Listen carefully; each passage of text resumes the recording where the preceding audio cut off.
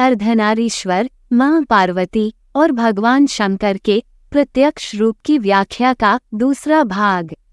अब आगे सुनिए। अर्धनारीश्वर का उल्लेख ग्रीक लेखक स्टोबियस 500 ईस्वी ने बरदासियंस 222 ईस्वी को उद्धृत करते हुए किया है, जिन्होंने इलागाबालस 218 से 22 ईस्वी के शासनकाल के दौरान एक भारतीय दूतावास की सीरिया यात्रा से सीखा था। तक्षशिला की खुदाई से प्राप्त और शक पार्थियन युग की एक टेराकोटा उभयलिंगी मूर्ति में महिला स्तनों के साथ एक दाढ़ी वाले पुरुष का चित्र है। अर्धनारीश्वर की व्याख्या शिव और महान देवी को समर्पित दो प्रमुख हिंदू संप्रदायों, शैववाद और शक्तिवाद के समन्वय के प्रयास के रूप में की जाती है। ऐसी ही एक समन्वित छवि हरिहर की है, जो वैष्णव संप्रदाय के सर्वोच्च देवता शिव और विष्णु का मिश्रित रूप है। 16वीं सदी की प्रतीकात्मक कृति शिल्परत्न, मत्स्य पुराण और अंशुमद्भेदगामा, कामिकागामा, सुप्रेदगामा और करांगामा जैसे आगमिक ग्रंथ, उनमें से अधिकांश दक्षिण भारतीय मूल के हैं, अर्धनारीश्वर की प्रतिमा का वर्णन करते हैं। शरीर का दाहिना ऊपरी भाग आमतौर पर पुरुष शिव है और बायां भाग महिला पार्वती है। शक्तिवाद विचारधारा से संबंधित दुर्लभ चित्रणों में स्त्री का दाहिना पक्ष प्रमुख है। आइकन को आमतौर पर 4, 3 या 2 भुजाओं वाला बताया गया है, लेकिन शायद ही कभी 8 भुजाओं वाला दर्शाया गया हो। 3 भुजाओं के मामले में पार्वती पक्ष की केवल एक भुजा है, जो प्रतीक में कम भूमिका का सुझाव देती है। आधा पुरुष अपने सिर पर जटा मुकुटा पहनता है, जो अर्धचंद्र से सुशोभित है। कभी कभी जटा मुकुट को नागों और बालों से बहती देवी गंगा से सजाया जाता है। दाहिने कान में नाकरा कुंडल, सर्प कुंडल या साधारण कुंडल पहना जाता है। कभी कभी पुरुष की आंख को महिला की तुलना में छोटी चित्रित किया जाता है। माथे के पुरुष भाग पर आधी तीसरी आंख त्रिनेत्र निर्धारित की गई है। एक पूरी आंख को माथे के बीच में दोनों तरफ से अलग करके भी चित्रित किया जाता है, या आधी आंख को पार्वती की गोल बिंदी के ऊपर या नीचे दिखाया जाता है। सिर के पीछे एक सामान्य प्रभामंडल दर्शाया जाता है। कभी कभी प्रभामंडल का आकार दोनों तरफ भिन्न हो सकता है।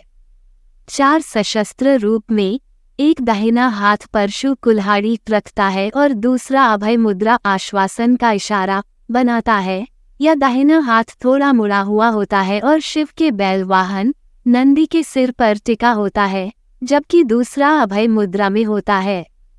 एक अन्य विन्यास से पता चलता है कि एक दाहिना हाथ त्रिशूल रखता है और दूसरा वरद मुद्रा आशीर्वाद का इशारा बनाता है। एक अन्य धर्म ग्रंथ में बताया गया है कि 2 दाहिने हाथों में त्रिशूल और अक्षमाला धारण की जाती है। 2 सशस्त्र रूप में दाहिने हाथ में कपाल खोपड़ी का प्याला या वरद मुद्रा होती है। वो खोपड़ी भी धारण कर सकता है। शिव के आधे हिस्से में एक सपाट मर्दाना छाती, एक सीधी ऊर्ध्वाधर छाती, चौड़ा कंधा, चौड़ी कमर और मांसल जांघ है। वो छाती पर एक यज्ञोपवीत पहनते हैं, जिसे कभी कभी नाग यज्ञोपवीत के रूप में पहना जाने वाला सांप या मोतियों या रत्नों की एक माला के रूप में दर्शाया जाता है। यज्ञोपवीत धड़ को नर और मादा भागों में भी विभाजित कर सकता है। वो शिव की प्रतिमा के विशिष्ट आभूषण पहनते हैं, जिनमें नाग आभूषण भी शामिल हैं।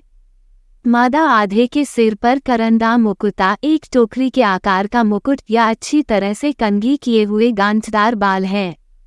बाएं कान में वालिका कुंडल, एक प्रकार की बाली पहनती हैं।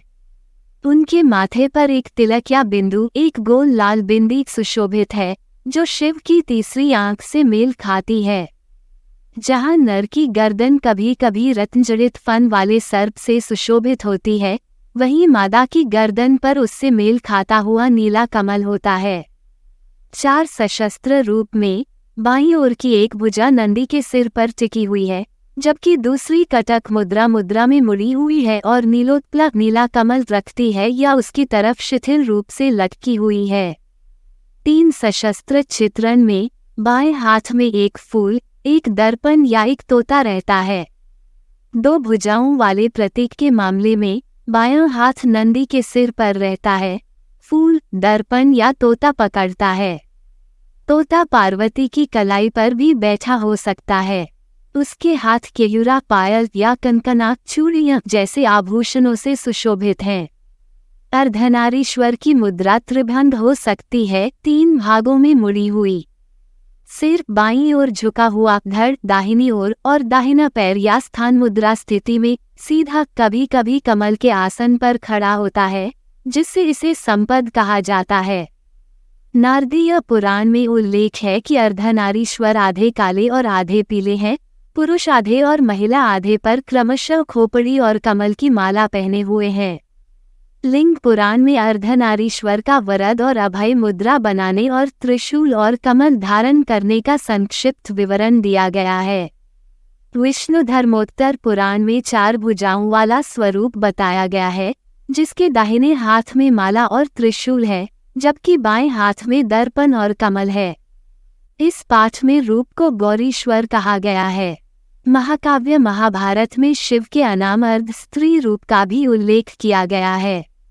उपमन्यु ने अलंकारिक रूप से शिव की प्रशंसा करते हुए पूछा कि क्या कोई और है जिसका आधा शरीर उसके पति या पत्नी द्वारा साझा किया गया है, और कहते हैं कि ब्रह्मांड लिंगों के मिलन से उत्पन्न हुआ था, जैसा कि शिव के आधे महिला रूप द्वारा दर्शाया गया है। अर्धनारीश्वर का महात्म्य दूसरा भाग समाप्त। तीसरे भाग के लिए अगला वीडियो देखें। धन्यवाद। आप देख रहे थे गॉड ब्लेस टीवी हिंदी। हमारे साथ जुड़ने के लिए सब्सक्राइब अवश्य करें।